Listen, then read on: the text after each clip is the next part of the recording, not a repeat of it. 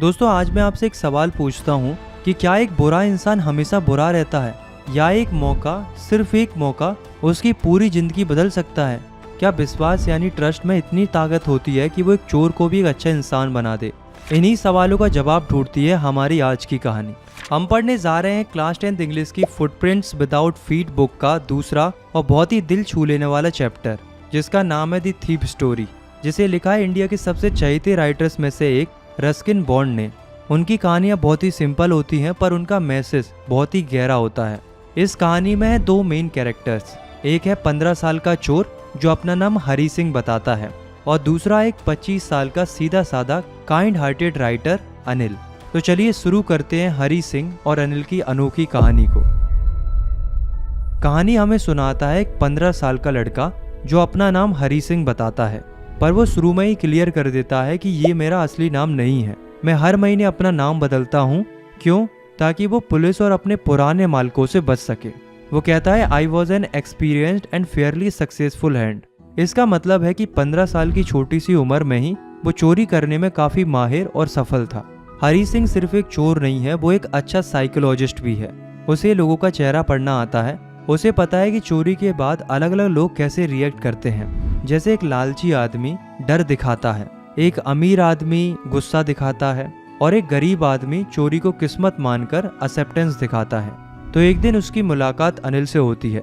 अनिल एक 25 साल का लंबा पतला दुबला सा टॉल लीन फेलो व्यक्ति है। वो एक रेसलिंग मैच देख रहा था।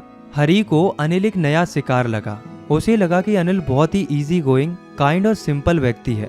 ऐसे लोगों को लूटना अक्सर आसान होता है। हरी ने अपना प्लान शुरू किया। उसने सोचा कि इसको बातों में फंसाता हूँ। उसने थोड़ी फ्लर्टरी यानी कि झूठी तारीफ की। उसने अनिल से कहा कि आप भी एक रेसलर जैसे ही लगते हैं।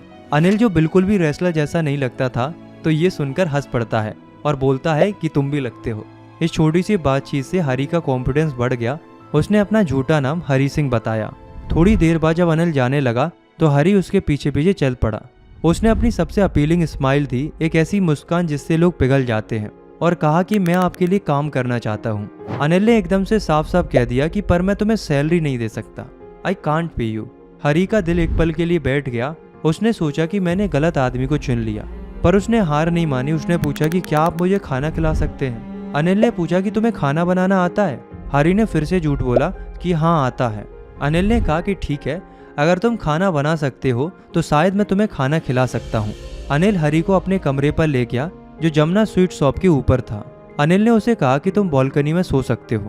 पर उस रात हरी ने जो खाना बनाया वो इतना ज्यादा खराब था कि अनिल ने सारा खाना गली के कुत्तों को डाल दिया, और उसने हरी से कहा कि चला जाए।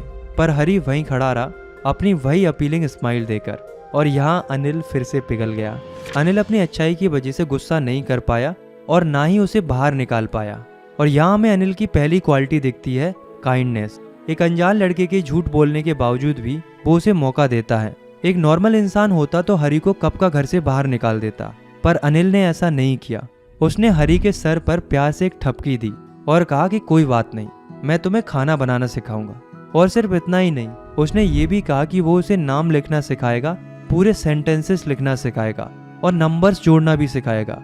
हरी सिंह के लिए ये एक सपने जैसा था। वो बहुत खुश हो गया। वो जानता था कि अगर वो एक पढ़े लिखे इंसान की तरह लिखना सीख गया तो उसकी जिंदगी में सफलता की कोई सीमा नहीं रहेगी। उसके लिए पढ़ा लिखा होना, एक क्लेवर एंड रिस्पेक्टेड मैन बनना, चोरी से मिलने वाले कुछ 100 रुपयों से कहीं ज्यादा बड़ी चीज थी। अब हरी सिंह की नई जिंदगी शुरू हुई। उसके लिए अनिल के साथ काम करना काफी प्लीजेंट था। वो सुबह अनिल के लिए चाय बनाता, फिर दिन का सामान यानी कि डेज सप्लाई खरीदने जाता। इस खरीदारी में वो रोज करीब 1 रुपया का फायदा निकाल लेता था। ये उसकी पुरानी आदत थी। लेकिन हरी को लगता था कि अनिल को इस छोटी मोटी चोरी के बारे में पता है, पर वो इस पर ध्यान नहीं देता था। यहाँ हमें अनिल की दूसरी क्वालिटी दिखती है, ट्रस्ट। वो हरी पर भरोसा करता था।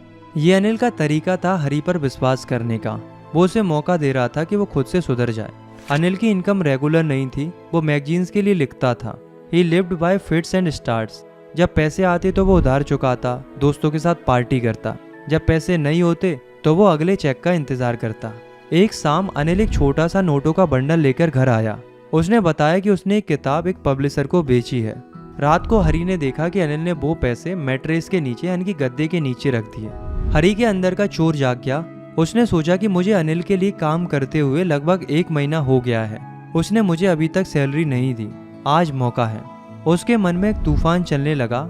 उसने सोचा कि अगर मैंने पैसे नहीं लिए तो वो ये सारे पैसे अपने दोस्तों पर ही उड़ा देगा। आखिरकार वो मुझे पे भी तो नहीं करता। पर दूसरी तरफ उसका जमीर उसे रोक रहा था। अनिल ने उस पर इतना विश्वास किया था कि उसने उसे घर की चाबी तक दे रखी थी। ऐसे इंसान को धोखा देना हरी को गलत लग रहा था। वो कहता है, it is easy to rob a greedy man but it is difficult to rob a careless man. यानी कि एक लालची आदमी को लूटना आसान है, पर अनिल जैसे लापरवाह इंसान को लूटना मुश्किल है, क्योंकि उसे पता ही नहीं चलता कि वो लुट चुका है और इससे चोरी का सारा मजा खराब हो जाता है। पर आखिर में उसके अंदर का चोर जीत ही गया। रात हुई, अनिल आराम से सो रहा था। चांद की रोशनी बालकनी से आकर उसके बेड पर पड़ रही थी। हरी जमीन पर बैठ गया और सिचुएशन को समझने लगा। उसने सोचा कि अगर मैंने पैसे लिए तो मैं 10:30 की लखनऊ एक्सप्रेस पकड़कर शहर से निकल सकता हूँ।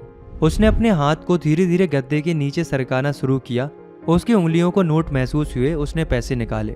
अनिल ने नींद में करवट ली और उसका हाथ हरी के चेहरे के पास आ गया। हरी एक पल के लिए डर गया, पर फिर चुपचाप कमरे से बाहर निकल गया। जब वो रोड पर आया तो उसने दौड़ना शुरू कर दिया। उसने नोट गिने, 600 रुपीज इन 50s। 600 रुपए थे 50-50 के नोट में। उसने सोचा कि इतने पैसों से तो मैं 1-2 हफ्ते तक एक अमीर अरब शेख की तरह रह सकता हूँ। हरी सीधा स्टेशन पहुंचा। लखनऊ एक्सप्रेस धीरे धीरे प्लेटफॉर्म से निकल रही थी। वो चाहता तो आराम से किसी भी डिब्बे में चढ़ सकता था, पर ही हेजिटेटेड। वो झिझक गया। For some reason he can't explain. एक ऐसी वजह से जिसे वो खुद नहीं समझ पाया, उसने ट्रेन में चढ़ने की हिम्मत नहीं की और ट्रेन चली गई। जब ट्रेन चली गई तो हरी ने खुद को प्लेटफॉर्म पर बिल्कुल अकेला पाया। उसे समझ नहीं आ रहा था कि रात कहाँ गुजारे। उसका कोई दोस्त नहीं था। वो स्टेशन से बाहर गया और एक मैदान यानी कि एक बड़े से पार्क में जाकर एक बेंच पर बैठ गया।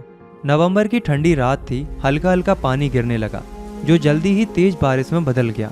उसकी शर्ट और पजामा उसके शरीर से चिपक गए। वो फिर से बेंच पर बैठ गया। अचानक उसे नोटों का ख्याल आया। उसने चेक किया, सारे नोट बारिश से गीले हो चुके थे और उस गीले नोटों के साथ हरी के मन में एक तूफान उठा। उसने सोचा कि ये अनिल के पैसे हैं। सुबह वो शायद मुझे 2-3 रुपए देता सिनेमा जाने के लिए, पर अब मेरे पास सारे 600 रुपए हैं। पर क्या उसने सच में कुछ पाया था या सब कुछ खो दिया था? उसने सोचा कि इस चोरी के जोश में मैं सबसे ज़रूरी बात तो भूल ही गया था, पढ़ना लिखना, होल सेंटेंसेस। अनिल मुझे पूरे वाक्य लिखना सिखा रहा था। उसे एहसास हुआ कि 600 रुपए तो कुछ दिनों में ख़त्म हो जाएंगे, पर अगर वो पढ़ना लिखना सीख गया तो वो ज़िंदगी में हज़ारों लाखों रुपए कमा सकता है, एक बड़ा आदमी बन सकता है। एक क्लेवर एंड रिस्पेक्टेड मैन बनने का मौका उसने खो दिया था। उसने सोचा, I should go to back to Anil. उसने सोचा कि मुझे अनिल के पास वापस जाना चाहिए। अगर सिर्फ पढ़ना लिखना सीखने के लिए भी जाना पड़े तो जाना चाहिए।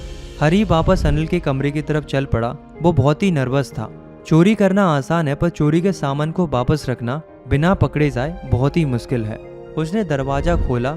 अनिल अभी भी सोया हुआ था। वो चुपके से बेड के पास गया और गीले नोट वापस गद्दे के नीचे रख दिए। अगली सुबह हरी थोड़ा देर से उठा। अनिल पहले उठ चुका था और उसने चाय बना ली थी।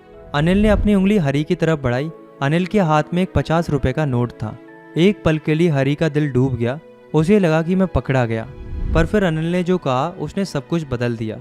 अनिल ने कहा कि मुझे कल कुछ पैसे मिले थे, अब से तुम्हें रेगुलर सैलरी मिलेगी। Now you will be paid regularly. Note अभी भी गीला था। हरी समझ चुका था कि अनिल सब कुछ जानता है, पर ना उसकी आंखों में गुस्सा था ना उसके शब्दों में। उसने हरी को माफ कर दिया था बिना कुछ कहे। हरी ने नोट लिया और इस दिन उसने अनिल को जो स्माइल दी वो उसकी अपीलिंग स्माइल नहीं थी, वो एक सच्ची दिल से निकली हुई मुस्कान थी। और यहाँ ये कहानी खत्म हो जाती है। अनिल के विश्वास ने, उसके साइलेंट फॉरगिवनेस ने एक 15 साल के चोर को पूरी तरह से बदल दिया था। ये कहानी हमें सिखाती है कि इंसान का नेचर बुरा नहीं होता, हालात उसे बुरा बना देते हैं, पर अगर उसे सही मौका, थोड़ा सा प्यार और थोड़ा सा विश्वास दिया जाए तो उसके अंदर की अच्छाई जग सकती है। आई होप आपको ये कहानी बहुत अच्छे से समझ आई होगी। अगर आपका कोई भी सवाल है तो कमेंट्स में ज़रूर पूछिएगा।